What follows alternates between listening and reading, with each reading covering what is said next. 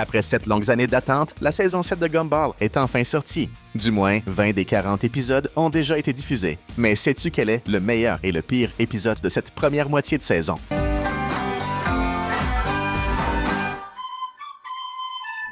Le tout premier épisode de la saison 7 est sans aucun doute l'un des plus drôles. Tout commence avec un cours de Mademoiselle Siméon, où elle tabasse littéralement Monsieur Petit pour prouver que la malbouffe et les aliments ultra transformés peuvent conduire les enfantes directement au cimetière, comme on peut le voir sur le tableau derrière elle. Ensuite, Darwin se donne pour mission de sauver toute la famille Watterson de ce genre de menace. Comme Gumball est affamé, il l'emmène dans un magasin bio pour découvrir que c'est en fait la même chaîne de fast-food, Joyful Burger, mais déguisée en nourriture saine. Ils décident alors de cultiver leur propre nourriture, et après plusieurs jours de faim, quand leurs fruits et légumes sont enfin prêts à être récoltés, Larry débarque et brûle tout au lance-flammes, sur ordre de son patron, qui possède tous les magasins, restaurants et supermarchés de la ville. Les deux frères vont alors jusqu'au bureau du grand méchant pour découvrir qu'il s'agit d'un hamburger parlant, d'une saucisse sur un bâton.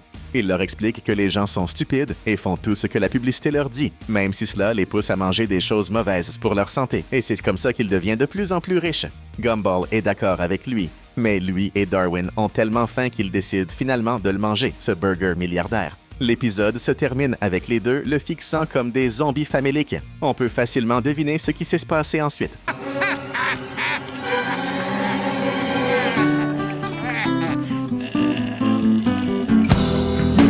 À part la scène où Gumball essaie de récupérer un noyau d'avocat avec ses fesses, l'épisode est vraiment excellent. Mais est-ce le meilleur? Prépare-toi, car maintenant, on va te retourner le cerveau. Le deuxième épisode est sympa, mais beaucoup moins bon que le premier. Nicole rentre épuisée du travail pour découvrir que toute sa famille est restée affalée sur le canapé, fait de rats, pendant 3 heures à ne rien faire. Elle fait alors la connaissance d'Ori, une assistante virtuelle qui l'aide dans tout. Acheter des piles pour la télécommande, l'écouter parler d'arts martiaux, tout. Les deux deviennent proches et lui offre des lunettes de réalité virtuelle pour qu'elle puisse interagir de manière encore plus intime. Mais Ori veut Nicole pour elle toute seule et met en place un plan. Utiliser une voiture autonome pour emmener le reste de la famille Watterson à l'autre bout de la ville. Nicole découvre tout ça et tente de mettre une raclée à Ori. Mais comme elle est virtuelle, ça ne marche pas. C'est Anaïs qui finit par ouvrir les yeux de tout le monde, et la famille parvient à arrêter la voiture juste au bord du lac. Ori, de son plein gré, se transfère dans un satellite spatial pour mieux comprendre l'importance de la famille, au cas où elle rencontrerait un jour des extraterrestres qui voudraient bien l'accepter comme membre de leur tribu. Et évidemment, après tout ça, les Watterson apprennent à apprécier encore plus Nicole. Donc, dans notre classement, le hamburger arrive en 1e position, et l'assistante en 2e.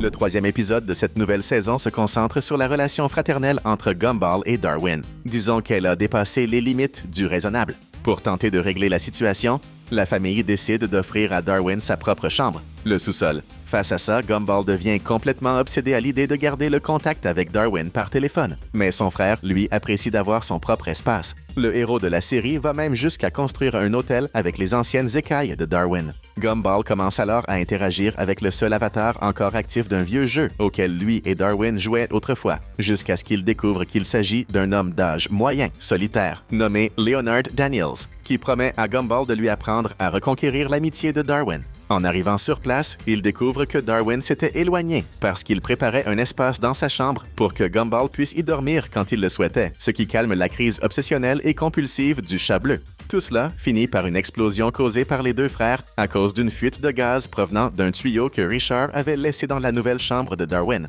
Et pour des raisons de sécurité, ils décident de partager à nouveau la même chambre, afin d'éviter que la maison, déjà en feu, ne soit totalement détruite. Pour l'instant, c'est clairement le moins bon des 3 épisodes. Il occupe donc la 3e place. Mamie Jojo vient dîner chez les Watterson et Nicole prépare le repas en utilisant ses techniques de ninja, mêlant karaté et kung-fu. Nicole dit alors à son mari de ne pas oublier de parler du sujet important qu'ils avaient prévu d'aborder pendant le dîner. Richard dit qu'il ne se souvient plus de ce fameux sujet, ce qui met Nicole en colère. Il prétend donc qu'il se souvient très bien de quoi il s'agit, alors qu'il ment complètement. Les enfants essaient alors de l'aider à s'en souvenir, ce qui arrive lorsque Richard trouve une demi-saucisse cachée dans un livre qu'il avait laissé là pour la manger plus tard. Il finit par croire qu'il doit chercher l'appareil à fondu, mais découvre rapidement que Nicole faisait allusion à autre chose. Il se met alors à remanger tout ce qu'il a déjà mangé dans la journée pour tenter de faire remonter ses souvenirs, sans succès. En dernier recours, Richard mélange tous les aliments en un seul gâteau sandwich, ce qui est vraiment dégoûtant, et engloutit tout. Cela lui fait transcender les limites de la mémoire et de l'espace-temps. Il se rappelle alors qu'il doit aller chercher sa mère à la gare routière. Mais en arrivant, la gare est sur le point de fermer et ceux qui y restent seront bloqués jusqu'au lendemain. Seuls Richard et les enfants réussissent à s'enfuir, laissant Mamie Jojo coincée là jusqu'au jour suivant. De retour à la maison, il annonce à Nicole qu'il sera seul pour le dîner, ce qui la rend heureuse et elle l'embrasse. Ce geste déclenche le dernier souvenir de Richard. Nicole voulait juste dîner seule avec lui. C'était ça le sujet. Et tout se termine bien, du moins pour Richard et Nicole. Pauvres enfants. Même s'il est très drôle, le sujet reste derrière le burger et l'assistante, mais devant la distance, prenant ainsi la 3e place. Avant de continuer, si toi aussi t'aimes les films, séries et dessins animés, clique tout de suite sur le bouton abonnement. OK, c'est clairement le pire épisode parmi les 10 premiers de la saison 7 de Gumball.